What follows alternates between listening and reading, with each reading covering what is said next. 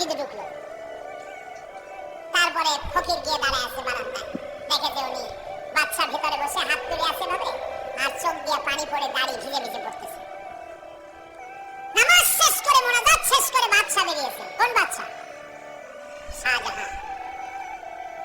বাইরে আসার পর ফকির বলল আসসালামু আলাইকুম, বলে আর ফকির রওনা করছে। বাদশা বলে দাঁড়াও, তুমি যে রওনা করলা তোমার তো ভিক্ষুক মনে হয়, আর লোকেরা যারা ভিক্ষুক না তারাও তো আমার কাছে চায়, আর তুমি তো ভিক্ষুক, চাইলে না কেন কিছু? ভিক্ষুক বলে যাবে না,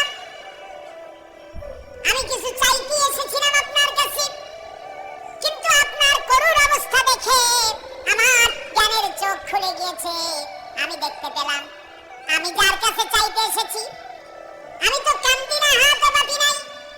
যার কাছে চাইতে আসতাম দিল্লির সম্রাট, আবার কোন সম্রাটের কাছে হাত পেতে ভিক্ষুকের মতো কি জানি চায়, আর চোখ দিয়া পানি পড়ে দাড়ি ভিজে ভিজে পড়ছে।